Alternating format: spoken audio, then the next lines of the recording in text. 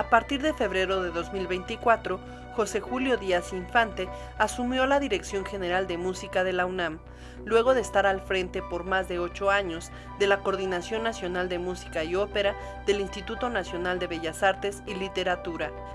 En este mismo periodo, también se desempeñó como director artístico del Foro Internacional de Música Nueva, Manuel Enríquez. Fue presidente y representante por México ante el Programa de Colaboración Ibermúsicas y fue responsable del Programa de Estímulos Fiscales EFIMúsica desde su creación.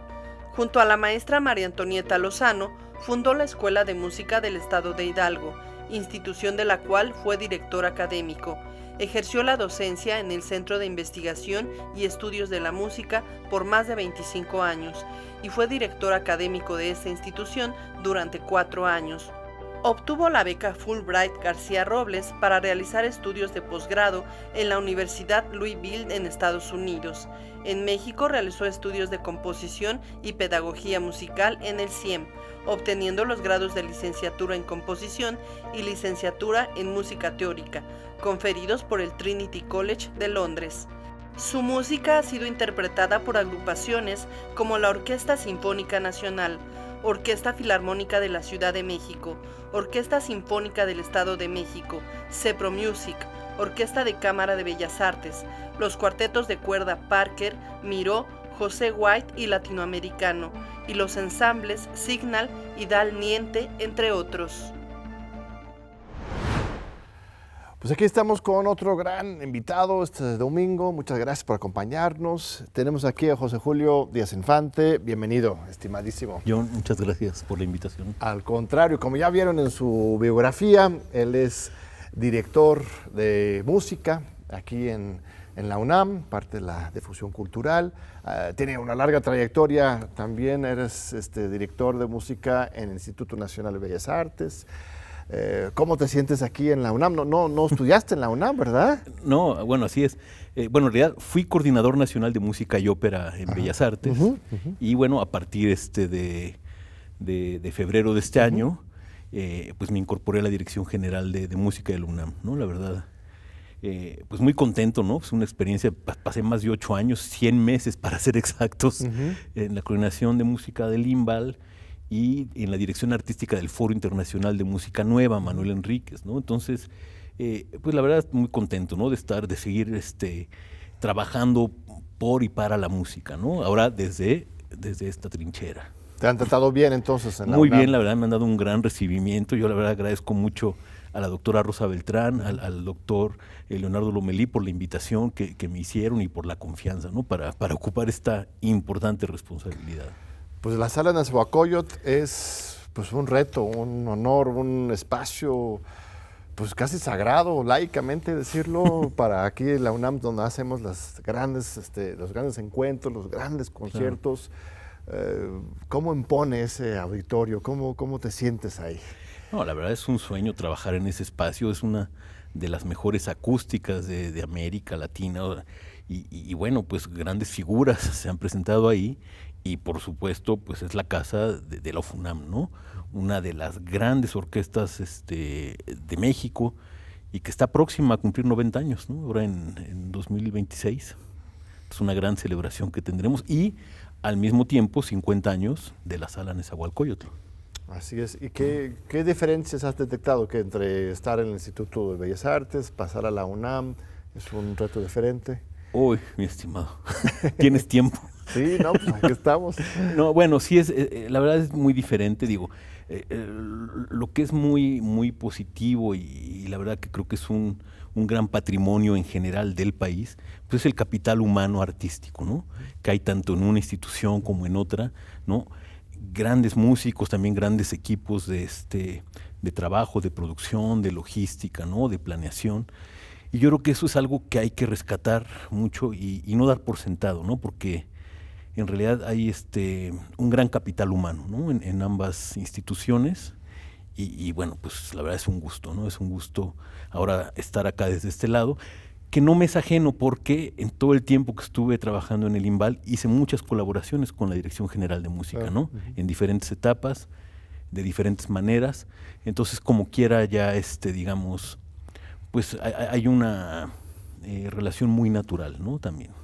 Entonces, Tu formación es en México, pero también en los Estados Unidos, en Inglaterra. Cuénteme un poco sobre esa trayectoria propia tuya. pues mira, yo estudié composición y música teórica en el Centro de Investigación y Estudios de la Música, el CIEM. Es una escuela que está en San Jerónimo, fundada por la maestra María Antonieta Lozano. Es una escuela que se especializó mucho en gente que quería estudiar composición, ¿no? Muy especializada. Pasé, mucho tiempo, estudié pedagogía musical también, mucho tiempo. Me dediqué a la docencia en el CIEM pues, por más de 25 años. Y bueno, en el Inter tuve la oportunidad de realizar estudios de posgrado en Estados Unidos, ¿no? Obtuve una beca Fulbright, García Robles, e hice una maestría en composición, ¿no? En la Universidad de Louisville. Entonces ese es, digamos, es el grueso de mi formación académica. Y bueno, y construyendo también una carrera en el ámbito de la composición musical, ¿no? Y desde que regresé de esa maestría, pues ya me encaminé primero con el Foro de Música Nueva, que fui parte de la comisión de selección, y luego ya en la Coordinación Nacional de Música y Ópera y el Foro de Música Nueva, y bueno, ahora en el UNAM, ¿no? Ha sido un proceso como muy, pues ya de más de 8 años dedicado a la gestión musical, ¿no? En instituciones públicas. ¿Y cuáles fueron algunos de los retos más importantes que tuviste en Bellas Artes? Uy, pues muchos, ¿no? Pero digamos, en realidad el reto era pues cómo poder reformular la coordinación, ¿no? Que en ese momento, cuando yo llegué, había pasado por los últimos 4 o 5 años por varias direcciones de un año o más o menos, ¿no? Había un poco cierta inestabilidad. Y bueno, pues me tocó reformar los grupos vocales, ¿no? O sea, que cuando yo llegué hacían producciones pues relativamente pequeñas en la Sala Ponce, en el Munal, en algunas iglesias.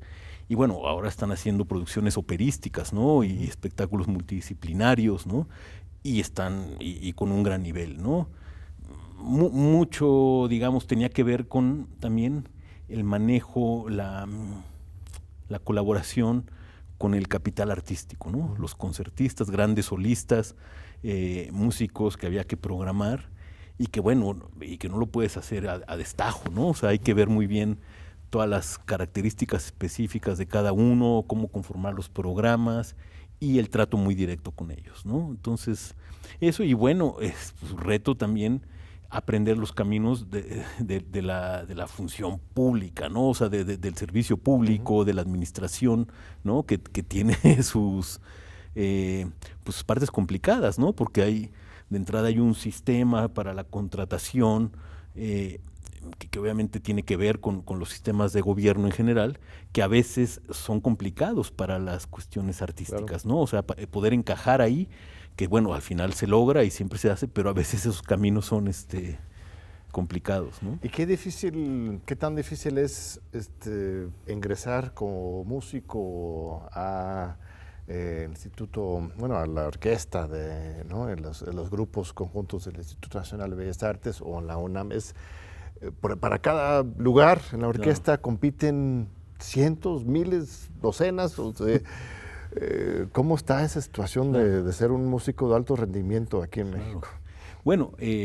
Pues para las orquestas en general se hacen audiciones ciegas, o sea que son audiciones tras una mampara, ¿no? Mira. Entonces el jurado no sabe quién está detrás, ¿no? No ve, es solo escuchar. Y sí son audiciones muy competidas, ¿no? Uh-huh. Hay audiciones que se presentan bastantes uh-huh. Candidatas y candidatos, y en ocasiones quedan desiertas, pueden quedar desiertas. La última audición de corno de Ofunam quedó desierta, por ejemplo, ¿no? Uh-huh. Porque sí es importante pues tener lo mejor en cada momento, ¿no? En cada sección de la orquesta.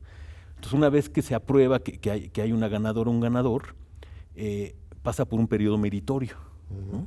Donde ya está tocando, ya es parte de la orquesta y donde es evaluado, ¿no? O sea, es evaluada esa persona hasta que ya obtiene, digamos, su contrato definitivo, ¿no?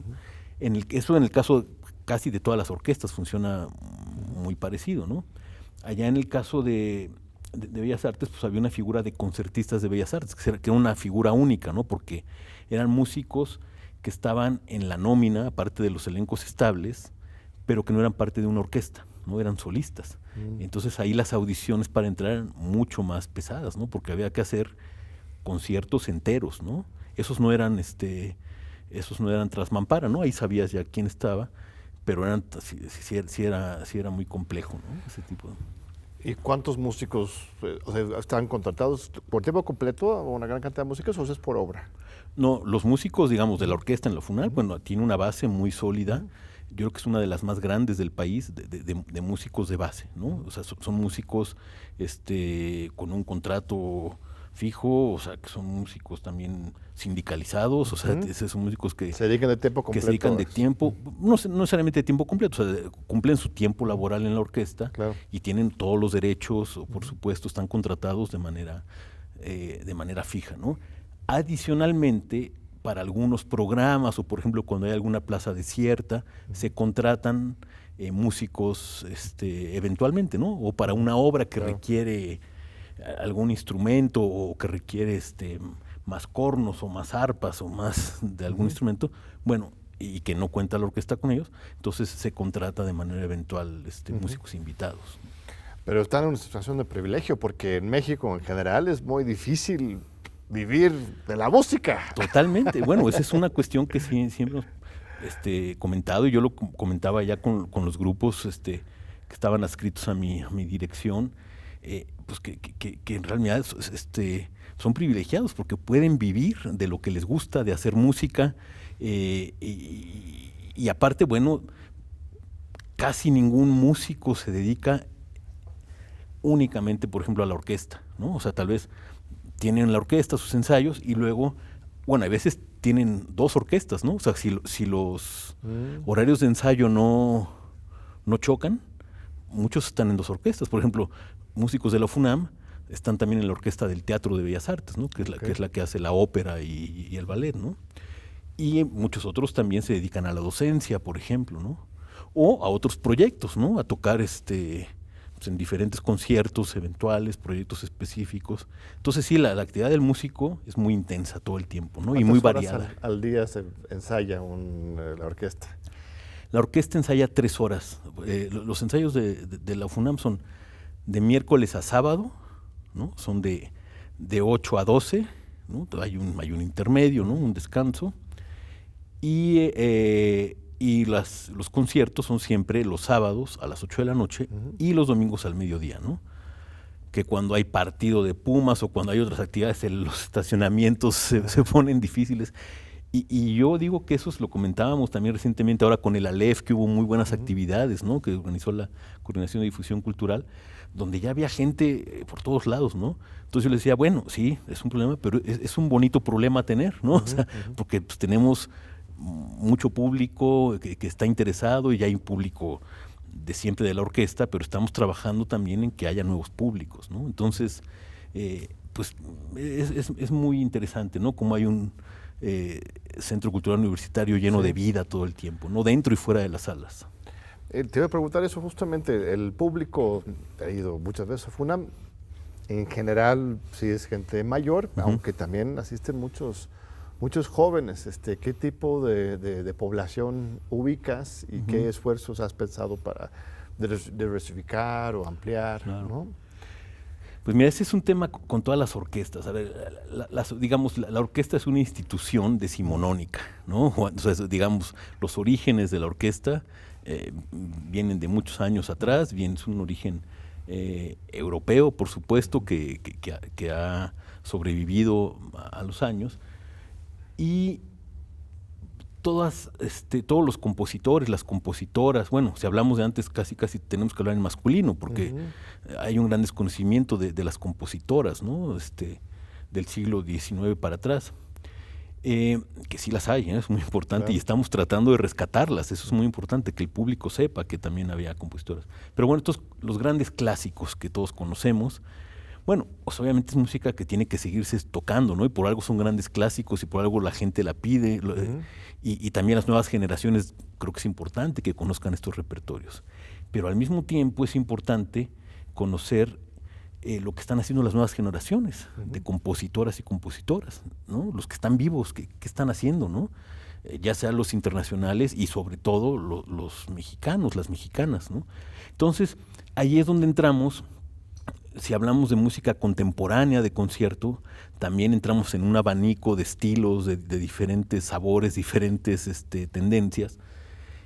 Y hay música, por ejemplo, que es más experimental o más propositiva, de ciertas sonoridades, instrumentaciones, que a cierta gente en un inicio le resulta difícil, ¿no? Porque está acostumbrada ya a ciertos sonidos, pero a otra gente le resulta muy interesante, ¿no? O sea, yo ahorita que estoy viviendo muy de cerca el público de la FUNAM, y hay pues a gente que veo ya cada fin de semana y que ya nos saludamos, muchos de ellos, como bien dices, gente mayor, ¿no?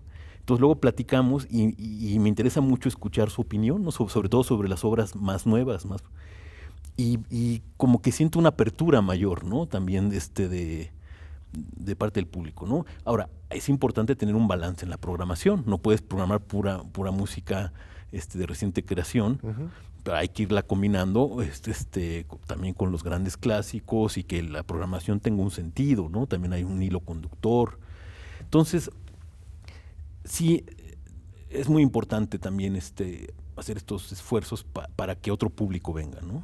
Y en ese sentido, la Coordinación de Difusión Cultural acaba de lanzar un programa muy interesante que se llama Vive el CCU, que consiste en traer, pues está el programa de Puntos Cultura UNAM, que ya tiene mucho tiempo, pero este es un programa en el que se trae estudiantes, sobre todo de nivel bachillerato de la UNAM. Se les traen camiones en horario escolar y hacen todo un recorrido por el centro cultural y luego entran a alguna obra. Puede ser una obra de teatro, algo de danza. En música lo vamos a hacer en la Sala Nesa hacia noviembre, ¿no? de este año. Entonces, claro, hay mucha comunidad universitaria joven que nunca ha estado en el centro cultural, ¿no? Claro. Que a veces ni saben que existe. Pues claro, si están hasta en Aragón, en Cuautitlán, luego tal vez les es difícil. Entonces, este programa está siendo muy interesante en ese sentido, ¿no? Traerlos, que lo conozcan y darles las facilidades posteriormente para que sean asiduos visitantes, ¿no? Me está llevando a corte. Regresamos para continuar con este diálogo tan importante con el director general de música aquí de la UNAM, coordinador también de la OFUNAM. No se vayan, ahorita regresamos con José Julio Díaz Infante. Aquí continuamos con este diálogo muy importante, fascinante con José Julio Díaz Infante. Gracias, José Julio, por estar con nosotros, en nuestra audiencia. Una cosa que estaba leyendo por ahí es que estás también comprometido con que en todas las obras, o la mayor parte de las obras, haya alguna mujer con presencia importante como compositora, como solista. Estás haciendo un esfuerzo muy proactivo para la equidad de género dentro de las presentaciones de OFUNAM. Claro. Cuéntame más de esa política. Bueno, pues mira, este es un tema muy importante que obviamente se tiene que atender no solo en OFUNAM, sino a nivel general, a nivel mundial, ¿no? La inclusión, bueno, obviamente no solo en la música, en todas las actividades, ¿no? Pero en la música ir tendiendo a lograr esa igualdad, ¿no? Que es difícil. Porque es difícil por muchas razones, ¿no? Porque históricamente pues las mujeres, sobre todo en el campo de la composición, no han sido visibilizadas, no que no existieran, ¿no? Como te comentaba hace un momento. En las escuelas, ¿no? En las escuelas de música siempre ha habido una menor proporción de mujeres, ¿no? Estudiando, y cuando hablamos de composición todavía menos, ¿no? Entonces yo creo que ya hay una tendencia, afortunadamente, de cada vez más tener más acciones afirmativas para visibilizar el trabajo de compositoras, sobre todo de compositoras, porque el de solistas como que de alguna forma ha estado un poco más parejo, no tanto, pero digamos sí hay muchas solistas ya de mucho tiempo muy buenas, ¿no? Pero en el caso de directoras de orquesta y de compositoras, creo que la balanza todavía sigue bastante dispareja, ¿no? Entonces, afortunadamente en México, digamos, tenemos grandes ejemplos de compositoras que se han labrado un camino ya desde hace muchos años, antes de que fueran tan notorias y digamos, importantes estas acciones afirmativas. Pues tenemos a Gabriela Ortiz, a Ana Lara, a Hilda Paredes, ¿no? Son grandes compositoras mexicanas que se han labrado, entre muchas otras, ¿no? No quiero evitar alguna, que han puesto muy en alto el nombre de la composición de México en el mundo, ¿no?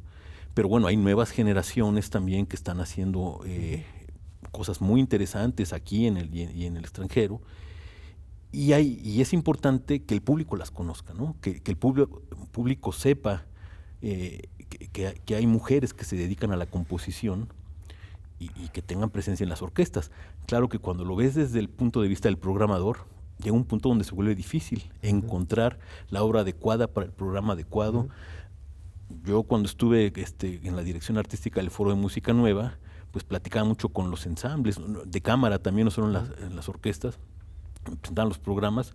Digo, sí, bueno, aquí no hay una mujer, hay que buscar. No, es que está complicado, porque si no, sí, yo lo sé, claro que es complicado, pero si buscas, claro que vas a encontrar, ¿no? Y siempre, digamos, creo que lo importante es que las personas que están en decisiones de programación tengan ya ese chip integrado, ¿no? O sea, y entonces lo vas a buscar, ¿no? Por ejemplo, ahora en el 8 de marzo, alrededor del 8 de marzo, bueno, hicimos toda unas jornadas de mujeres en la música, las cuales incluían un concierto con OFUNAM, donde todas las solistas, o sea, hicimos varias obras concertantes, a diferencia de un concierto tradicional que hay una obra de conciertos, un solista. Aquí fueron 5 obras, cada una con solista, y todas eran mujeres intérpretes de la orquesta, ¿no? Fue un programa muy exitoso, ¿no? Entonces, bueno, estas acciones son muy importantes, pero bueno, la idea es tender a la normalidad, ¿no? A buscar que eso sea ya algo. Y lo que comentabas, por eso hemos buscado ahora tener en cada uno de los roles, digamos, protagónicos en un concierto, ya sea en la dirección como solista o como compositora, mínimo una mujer.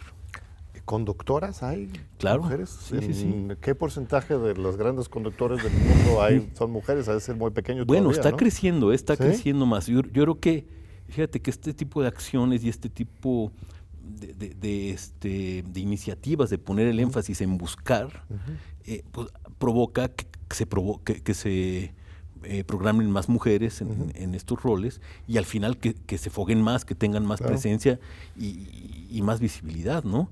Entonces ya hay cada vez más a nivel mundial mujeres que están obteniendo los roles de directores titulares, directores artísticos de orquestas importantes, ¿no? Cada vez más.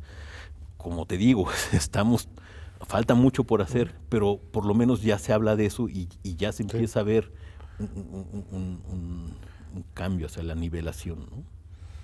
¿Y dentro de FUNAM cambian cada año, cada semestre, o tienen conductores invitados, directores invitados? ¿Cómo funciona eso? Mira, tenemos un director titular, que actualmente es el maestro Sylvain Gassanson, es un maestro francés, ¿no? Que ya va para su segundo año al frente de la orquesta. Y bueno, como en todas las orquestas del mundo, hay un director titular, pero no pueden dirigir todos los programas, ¿no? Porque también tienen invitaciones en otras orquestas. Entonces hay un director titular y también se complementa con directores huéspedes, ¿no? Entonces, justo así conformamos la programación, ¿no? Con el maestro Gassanson estamos muy de cerca platicando acerca de toda la programación. Ahorita ya estamos próximos a presentar la tercera temporada de OFUNAM, ¿no? De septiembre a diciembre. Y bueno, pues es un trabajo muy interesante, ¿no? Porque es primero emana de un trabajo conceptual, ¿no? Por ejemplo, esta tercera temporada versará de música y literatura, ¿no? Ese es como el hilo conductor, y es un abanico muy amplio, ¿no? Sobre el que caben muchos tipos de obras, muchas compositoras y compositores. Y alrededor de eso, pues vamos conformando los programas y vamos invitando a las directoras, a los directores, y hacer un tejido, ¿no? Muy lógico, que tenga un sentido y que sea muy atractivo también para el público, ¿no? Entonces, no, qué lindo, ¿no? Es un privilegio, un lujo. Intentamos, la familia, ir cada que podamos, o sábado o domingo. Es un gozo, ¿no? Realmente muy hermoso, que recomendamos a todos. Además, está abierta al público en general. ¿Y cuánto cuesta un boleto de FUNAM? hay diferentes, ¿no? O sea, pero no es muy caro, 150 pesos, o sea, y con todos los descuentos habituales, y también, por supuesto, pueden comprar el abono, ¿no? Que, o sea, que también ya tiene otro descuento. Realmente no son conciertos caros. También hacemos muchas dinámicas en los medios, en redes sociales, ¿no? Para dar boletos, ¿no? Para que lo importante es que la gente venga, ¿no? Que la gente venga, que haya una sala muy viva, que el público tenga acceso a todas estas manifestaciones, ¿no? Eso sí, normalmente hay que apartar antes, ¿no? Porque si llegas el día, luego no hay. A veces no hay, sí, ese es un tema y estamos trabajando en él, porque hay un tema ahí que tenemos que eficientar, ¿no? Porque, ¿qué pasa? Por ejemplo, a veces alguien compra un abono, pero no va a todos los conciertos y ese boleto ya está vendido. Entonces hay unos que también a través del patronato nos ayudan, amigos de FUNAM, y hay gente que dice, bueno, no voy a ir, pero entonces aquí les dejo mis boletos, ustedes, entonces también eso puede, pero eso es mínimo, ¿no? Al final es una dinámica donde a veces, te entiendo perfectamente, ¿no? Ya no hay boletos y luego la gente ve la transmisión, por supuesto, por TV UNAM. Oye, pero hay lugares vacíos, ¿cómo? Entonces, sí es un tema ahí multifactorial que estamos ya hay que hacerlo como analizando. En los aviones, ¿no? El stand-by, ¿no? Que casi, sí. Si no llega la persona, pues ya perdiste tu lugar y ya pueden entrar los estudiantes, ¿no? Sí. No, eso totalmente, estamos ahí trabajando para... Sí. Te digo, es un bonito problema tener, ¿no? Sí, claro. O sea, no es... digo, aunque siempre queremos tener más público, ¿no? Pero sí, no queremos que nadie se quede fuera, ¿no? José Julio Díaz Infante, aparte de ser funcionario universitario, coordinar toda la dirección de música, también es compositor, ¿no? Y justamente hace unos días se estrenó una nueva obra en la sala Silvestre Revueltas de Olinjo Listli. De la Olinjo Listli. Esta obra es muy interesante, tiene un nombre muy especial. Dice, no vine por mi torta, vine por mis huevos. Así se llama la obra de José Julio. A ver, explícanos para que entendamos por qué el título y de qué se trata, pero primero vamos a hacer un breve corte para escuchar un minutito, nada más un pequeño segmento de esta obra que se estrenó recientemente y ahorita lo comentamos.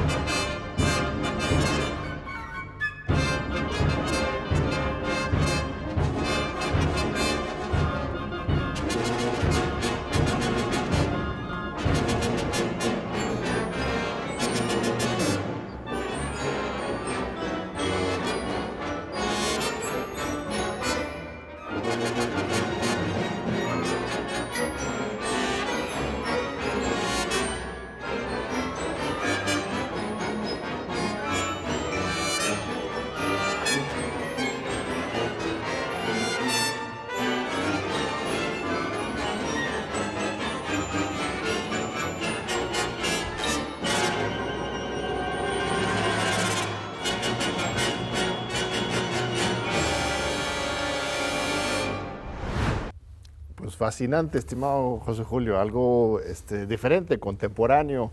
¿Qué mensaje estabas intentando de transmitir en esta obra? Bueno, mira, como bien mencionas, bueno, también me dedico a la composición, que debo decir más bien, me he dedicado porque desde que empecé esta aventura en la gestión pública no he podido componer, ¿no? Realmente sí es una labor muy absorbente, ¿no? Pero bueno, esta es una obra de hace 12 años. Que no se había estrenado. Es una obra del periodo donde hice mis estudios de maestría en Estados Unidos. Y bueno, es muy curioso, ¿no? Cuando ahí me di cuenta cómo estando fuera empecé a extrañar mucho los sonidos de la Ciudad de México, ¿no? Entonces, eso derivó tengo una obra que se llama Tamales Oaxaqueños, ¿no? Que lleva el cantito del tamalero, ¿no? Otra que se llama Fierro Viejo que Venda, ¿no? Que es para una soprano también y él canta ese texto, ¿no? Entonces, es una época donde estaba pues muy interesado, ¿no? O sea, aunque vivía en Estados Unidos, venía mucho a México porque se tocaba obra mía o algo así, estuve viendo. Entonces, bueno, de repente me encontré, para no hacer el cuento largo, traía mi camarita a todos lados y me encontré en el cierre de campaña de López Obrador del 2012, ¿no? Estaba ahí saliendo de Bellas Artes, me encontré en Madero, dije, wow, yo nunca había estado en una manifestación, y pues empecé a caminar, por supuesto, pues llegué a medio Madero porque ya estaba aquello todo lleno, y fue una cosa alucinante, o sea, por varios motivos, ¿no? Uno, la cuestión de los cantos, ¿no? Cómo iban de un lado, empezaban uno y luego por acá empezaban otro, y llegaba un punto donde se juntaban y uno ganaba y luego de otra calle llegaba otro, de repente era muy caótico y de repente todo se convertía en todos cantando al unísono, ¿no? Algo, o sea, era muy... Como si fuera una orquesta, pues, lo estabas pues viviendo como sí, como que pues, las olas de sonido que venían, ¿no?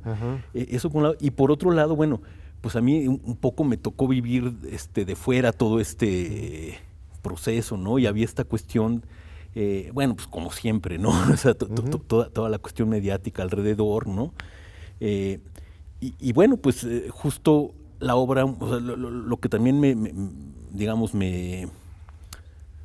que me impresionó o me hizo, fue notorio para mí, es que sí, mucha gente, pues era gente, ciudadanos, ¿no? No necesariamente acarreados, o sea, claro, había mucho ciudadano de a pie y pues al final también eso se plasma en la obra, ¿no? Digamos, algunos de los cantos, hay una parte en la obra que suenan más de 30 melodías al mismo tiempo que la verdad es imposible de distinguir, se vuelve caótico, pero de repente la orquesta hace unas melodías donde cada instrumento hace lo mismo, ¿no? O sea, vamos de de esas partes contradictorias, ¿no? Desde que todos tocan lo mismo hasta que todos tocan algo diferente, incongruente.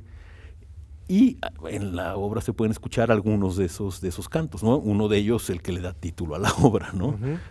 Y la idea, claro, para explicarlo es eso, que no vine acarreado, ¿no? No vine por mi torta, sino porque quiero estar aquí. O sea, eso al fin de cuentas es una oda a la expresión política auténtica, ¿no? De participación diversa y popular, ¿no? Sí, y que en realidad, más allá de cualquier preferencia o postura, creo que lo importante es la reflexión sobre la participación civil en los procesos democráticos, ¿no? Sea para el lado que sea.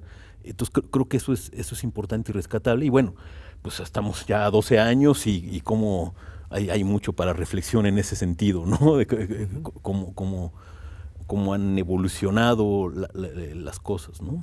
Pero me parece alucinante esta metáfora, ¿no? Este traslado de lo político a lo musical, lo orquestral con una marcha. O sea, estás tocando temas muy relevantes para los diálogos por la democracia, ¿no? Bueno, pues yo creo que viene un poco a colación, ¿no? Pues es una muy buena casualidad, ¿no?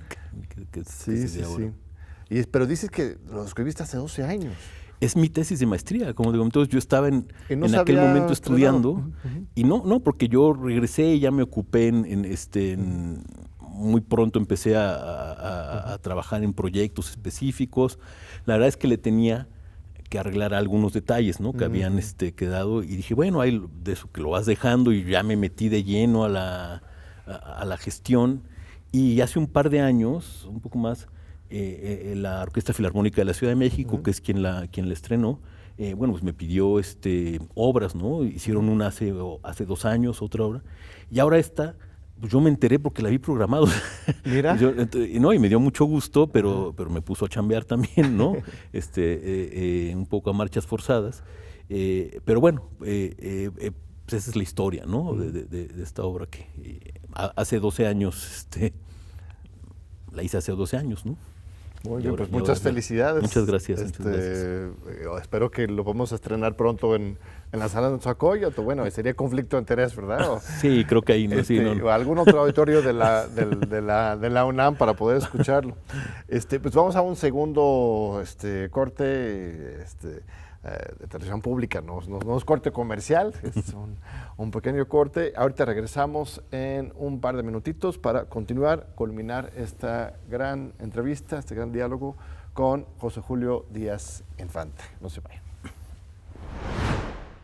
Aquí seguimos con José Julio Díaz Infante. Muchas gracias a nuestro público.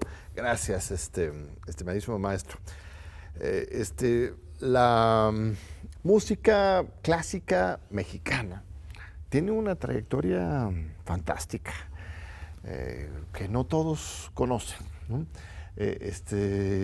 ¿Quiénes para ti serían nuestros compositores más relevantes en el último siglo? ¿Y cuáles son tus perspectivas contemporáneas, futuras, sobre esto de la composición clásica, o no sé si podemos enmarcarlo en lo clásico porque es contemporáneo, pero orquestral? Ya me corregirás, pero ¿cómo nos encontramos en esa materia? ¿De dónde venimos y a dónde vamos? Bueno, mira, a mí me gusta llamarle música de concierto, como que ahí engloba, porque como bien dices, cuando hablamos de música clásica, sí, la mayoría del público lo relaciona con música de orquesta, de violines sin letra, ¿no? Claro. Pero bueno, al final, estrictamente hablando, se refiere a música del periodo clásico, que el periodo clásico en música se refiere al periodo neoclásico en las otras artes, ¿no? Porque estamos hablando del siglo XVIII, ¿no? Pero bueno, entonces yo creo que si le llamamos música de concierto podemos englobar toda esta música que viene de tradición de orquesta, de ensambles de cámara, ¿no? Y bueno, pues contestando a tu pregunta, pues sí tenemos grandes nombres en la historia de la composición mexicana. Tenemos a Silvestre Revueltas, tenemos por supuesto a José Pablo Moncayo, tenemos a, que dicho sea de paso, ahora en el concierto mexicano que tendremos como parte de la tercera temporada, vamos a hacer un concierto muy interesante porque vamos a tener a grandes nombres, que es algo importante de notar, que ahorita es difícil porque estamos inmersos en esta época, pero tendremos al maestro Arturo Márquez, que en un futuro se hablará de él como se habla ahora de Moncayo, de otros nombres, ¿no? Entonces tenemos un programa muy interesante con obras de Arturo Márquez, de Moncayo, del maestro Gerardo Tamés, que es una figura muy importante en la música mexicana y mexicana de concierto, mezcladas, o más bien en diálogo, con música de compositoras y compositores mexicanos jóvenes, que están haciendo música con raíces mexicanas en el ámbito de la música de concierto, ¿no? Dicho paréntesis comercial, pues tenemos, por supuesto, los compositores históricos mexicanos, Ponce, ¿no? Pero también tenemos a gente, por ejemplo, como Guadalupe Olmedo, ¿no? Que es considerada la primera compositora mexicana del siglo XIX, que cada vez más están rescatando su música otras orquestas, ¿no? O sea, pues, obviamente no se conocía tanto, ¿no? Pero también son nombres como el de ella que tenemos que empezar a tener en el mismo imaginario, así como tenemos a los otros grandes nombres que te acabo de decir. Por supuesto tenemos otro gran nombre que desafortunadamente perdimos hace poco, Mario Lavista, ¿no? O sea, también un gran referente en la composición de México. Tenemos a Julio Estrada, que acaba de cumplir 80 años, y el año pasado, en el concierto inaugural del Foro de Música Nueva en Bellas Artes, por primera vez la Sinfónica tocó una obra de Julio Estrada, ¿no? Que es también catedrático de la UNAM, ¿no? Es de estéticas, ¿no? Una importante figura, controversial, por supuesto, pero también es muy importante. Y bueno, como mencionaba hace un momento, pues creo que hay muchas mexicanas y mexicanos dedicados a la composición hoy en día con una gran proyección nacional e internacional. Pero creo que no solo FUNAM, o sea, todas las orquestas del país, creo que tenemos que mirar también hacia las nuevas generaciones en la composición. Eso es algo de lo más difícil, ¿no? Que una estudiante, un estudiante de composición tenga acceso a una orquesta para hacer sus pininos, para probar, ¿no? Para que para poder saber cómo suena lo que están haciendo, ¿no? Y en ese sentido, con la OJUEM, con la Orquesta Juvenil de Eduardo Mata, que también depende de la Dirección General de Música, hacemos un programa con estudiantes de la Facultad de Música, estudiantes de composición, donde les damos a la orquesta para que prueben sus obras, ¿no? Entonces es realmente un lujo para un estudiante de composición poder tener esa opción, ¿no? De poder ver, oye, cómo suena, entonces qué le cambio y ya después la presento, ¿no? Para que le interprete la misma orquesta u otra orquesta profesional, ¿no? Pero sí creo que hay una buena efervescencia en la composición nacional. Aunque de repente siento que también tendríamos que hacer más música popular, bueno, acceso a la música al nivel de las escuelas públicas en todo el país, ¿no? No sé hasta qué punto estamos realmente trabajando con las infancias. Bueno, está el clásico caso alemán, ¿no? Del recorder, ¿no? La flauta, sí, la flauta dulce. ¿no? No sé si todavía estamos trabajando con eso. ¿Cómo andamos en términos de educación musical para las infancias? Porque una cosa es tener estas grandes escuelas de alto rendimiento, la Facultad de Música, la Orquesta Juvenil, el INBA, etcétera. Pero a nivel del pueblo en general, ¿estamos cumpliendo con una educación musical integral? Mira, yo creo que has tocado un tema así, neurálgico. O sea, yo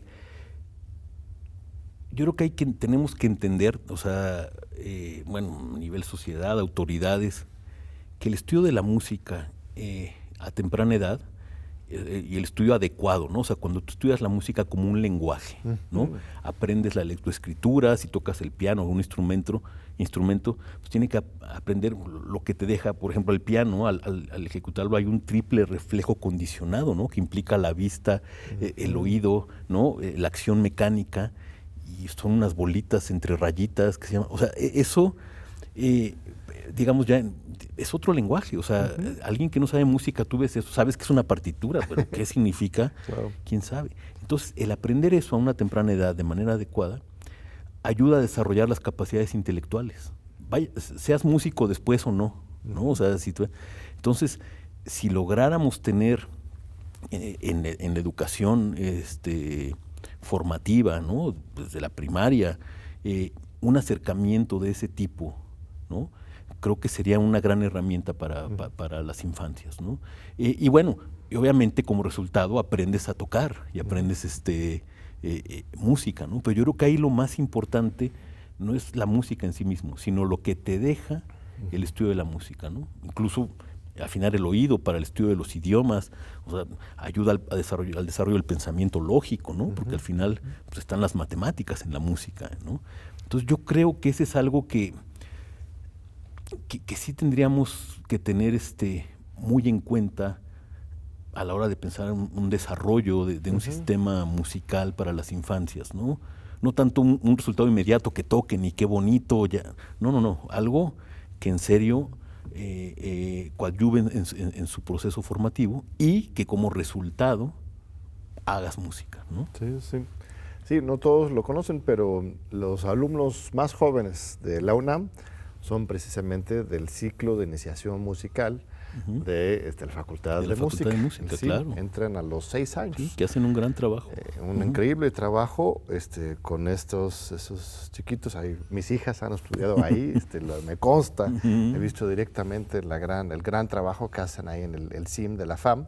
Pero sí, uno quisiera que todo alumno, todo niño pudiera tener esa formación, porque como dices, su idioma es una formación muy integral. Dicen incluso eso, que las matemáticas y la música van juntos, ¿no? Claro. Es una buena forma para retroalimentarse. Y ¿hay algún país que hace esto bien? O sea, que sí que tú ubiques en tus viajes que has hecho, Japón, Francia, no sé. Bueno, hay algunos países europeos que sí tienen, digamos, incluidos en su currícula, ¿no? Desde las primeras infancias, clases de música y de lectoescritura. Y también pues, hay muchos países que tienen una gran tradición, por ejemplo, de bandas. En Estados Unidos, por ejemplo, es algo muy común en todas las escuelas, Claro. la tradición de las bandas, ¿no? O sea, digo que ahí, como te lo decía hace un momento, ¿no? Sí, aprendes a leer y eso ya te deja, o sea, vamos, aunque no hagas un proceso muy específico de conocer el lenguaje y analítico, el puro hecho de aprender a tocar un instrumento ya te deja bastante de lo que comentaba hace un momento, ¿no? Entonces, sí, por supuesto aquí hay también esfuerzos muy importantes, ¿no? Pero de diferentes instancias, ¿no? Para hacer orquestas juveniles e infantiles, eso creo que es muy, muy importante. Claro. Y se debe seguir haciendo, tanto públicos como privados, ¿no? Pero un esfuerzo que de raíz esté integrado en la currícula de educación primaria, creo que sería muy importante, ¿no? Tener un esfuerzo de ese tipo, ¿no? Pensando más globalmente en la música contemporánea, ¿cuáles son las corrientes más interesantes, más emocionantes para ti de desarrollos nuevos? Bueno, el abanico musical es enorme, ¿no? Y cada vez, y si nos salimos un poquito del ámbito estrictamente de música de concierto, pues también van surgiendo nuevos géneros, ¿no? Ahí está el famoso corrido tumbado, ¿no? Que claro. Ha cobrado una fortaleza y que, bueno, más pero allá tiene de calidad musical. Pues es que cuando tú lo escuchas, claro, con tus orejas de director de orquesta, ¿los ves con calidad musical o es...? No, bueno, sí, no bueno, no soy director de orquesta, bueno, pero sí, de música, pues. pero no, bueno, claro, yo creo que como en todo hay música bien hecha y música mal hecha, ¿no? O sea, yo creo que esta noción de que la música mal llamada clásica o de concierto, ¿no? Que ya no es esa aclaración, a veces hay esa noción de que porque es música culta, música educada, ya es música muy buena, no es lo máximo, es la música. Y pues no necesariamente, ¿no? O sea, puede haber ejemplos de música de concierto que no funciona tan bien, o que incluso con errores, yo lo veo mucho, ¿no? Mucho tiempo de recibir tantas partituras de tantos compositores, compositoras, y hasta de nombres ya con su famita, ¿no? Y hay manifestaciones de música popular y tradicional muy valiosas y muy importantes, ¿no? Hay gente que incluso pues no sabe escribir música y hace una música maravillosa, ¿no? Porque al final pues también la música es un acto de comunicación, ¿no? Y al final es una manifestación artística, ¿no? Puede ser muy culta o no muy culta, muy letrada o no, pero al final tiene que haber algo más de quien lo está haciendo, ¿no? O sea, y pues lo importante es tener las herramientas para poder decir lo que quieres, ¿no? Entonces yo creo que sí hay no, muchos ejemplos, volviendo a tu pregunta, no creas que le evadí del corrido tumbado. Sí. yo he escuchado cosas que son muy interesantes rítmicamente, ¿no? Con la tuba, estos instrumentos, el tres, los instrumentos.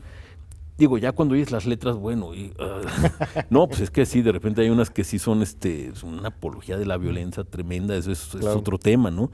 Pero hablando exclusivamente del tema musical, hay música muy valiosa, ¿no? Por ejemplo, ahora tendremos en el segundo semestre del año, en la sala Carlos Chávez y en el anfiteatro Simón Bolívar del antiguo Colegio de San Ildefonso, vamos a hacer un ciclo de música tradicional.